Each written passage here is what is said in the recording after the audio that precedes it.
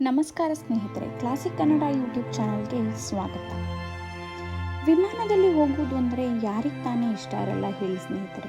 ಇದು ಒಂಥರ thrilling, exciting ಅಂತಾನೆ ಹೇಳ್ಬೋದು.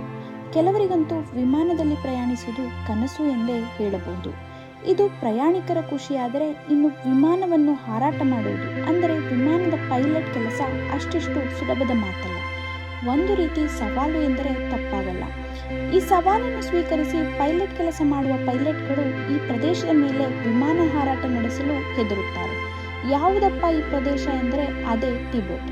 ಈ ದೇಶದ ಮೇಲೆ ಯಾವುದೇ ರೀತಿಯ ನಿರ್ಬಂಧಗಳಿಲ್ಲ, ಭಯೋತ್ಪಾದಕರ ಭಯವೂ ಇಲ್ಲ. ಆದರೂ ಯಾಕೆ ಇಲ್ಲಿ ವಿಮಾನ ಹಾರಾಟ ಮಾಡೋದಿಲ್ಲ ಎಂದು ತಿಳಿಯಲು ಪೂರ್ತಿ ವಿಡಿಯೋ ನೋಡಿ. ಭಾರತದ ಸಮೀಪದಲ್ಲಿಯೇ ಇರೋ ಚೀನಾದ ಜೊತೆ ಗಡಿ ಹಂಚಿಕೊಂಡಿರುವ ಟಿಬೆಟ್ ವಿಶ್ವದ ಸುಂದರ ಸ್ಥಳಗಳಲ್ಲಿ ಒಂದು. ಇಡೀ ಟಿಬೆಟ್ ಸಂಪೂರ್ಣವಾಗಿ ಪರ್ವತಗಳನ್ನು ಒಳಗೊಂಡಿರುವ ದೇಶ. ಈ ಹಿನ್ನೆಲೆ ಏಷ್ಯಾದ ಯಾವುದೇ ವಿಮಾನಗಳು ಟಿಬೆಟ್ ಮಾರ್ಗವಾಗಿ ಹಾರಾಟ ನಡೆಸಲ್ಲ. ಈ ಮಾರ್ಗವಾಗಿ ಹಾರಾಟ ನಡೆಸಲು ಪೈಲಟ್ಗಳು ಸಹ ಹೆದರುತ್ತಾರೆ. ವಿಮಾನ ಹಾರಾಟಕ್ಕೆ ಈ ಪ್ರದೇಶ ಅತ್ಯಂತ ಅಪಾಯಕಾರಿ ಎಂದು ಗುರುತಿಸಲಾಗಿದೆ. ಇದು ಅತ್ಯಂತ ಎತ್ತರದ ಪ್ರದೇಶವಾಗಿದ್ದು ಅನೇಕ ಎತ್ತರದ ಪರ್ವತಗಳು ಇದೇ ಭಾಗದಲ್ಲಿವೆ. ಈ ಪ್ರದೇಶವನ್ನು ವಿಶ್ವದ ಚಾವಣಿ ಎಂದು ಕರೆಯಲಾಗುತ್ತದೆ.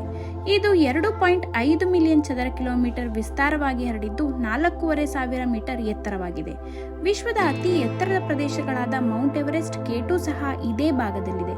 ಈ ಭಾಗದಲ್ಲಿ ಆಕ್ಸಿಜನ್ ಕೊರತೆಯುಂಟಾಗುವ ಕಾರಣ ಯಾವುದೇ ಸಂದರ್ಭದಲ್ಲಿ ಇಂಜಿನ್ ಫೇಲ್ ಆಗುವ ಸಾಧ್ಯತೆಗಳಿರುತ್ತವೆ. ಈ ಭಾಗದಲ್ಲಿ ಹಾರಾಟ ಇಂಜಿನ್ ಸಕ್ರಿಯವಾಗಲು ಹೆಚ್ಚು ಇಂಧನ ಬೇಕಾಗುತ್ತದೆ. ಎತ್ತರದ ಪರ್ವತಗಳಿರುವ ಕಾರಣ ಅವುಗಳಿಗಿಂತಲೂ ಎತ್ತರದ ಪ್ರದೇಶದಲ್ಲಿ ವಿಮಾನಗಳು ಹಾರಾಟ ನಡೆಸಬೇಕಾಗುತ್ತದೆ. ಇದೆಲ್ಲದರ ಜೊತೆಯಲ್ಲಿ ಇಲ್ಲಿ ಯಾವುದೇ ವೇಳೆಯಲ್ಲಿ ಹವಾಮಾನ ವೈಪರೀತ್ಯ ಉಂಟಾಗುತ್ತದೆ.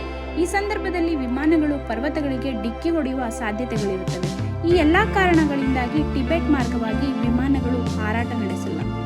ಇದಿಷ್ಟು ಟಿಬೆಟ್ನ ಮೇಲೆ ಯಾಕೆ ವಿಮಾನ ಹಾರಾಟ ನಡೆಸಲ್ಲ ಎಂಬುದಕ್ಕೆ ಪುಟ್ಟ ಮಾಹಿತಿ. ವಿಡಿಯೋ ಇಷ್ಟವಾದಲ್ಲಿ ಲೈಕ್ ಮಾಡಿ, ಶೇರ್ ಮಾಡಿ, ಸಬ್ಸ್ಕ್ರೈಬ್ ಮಾಡಿ. ಧನ್ಯವಾದಗಳು.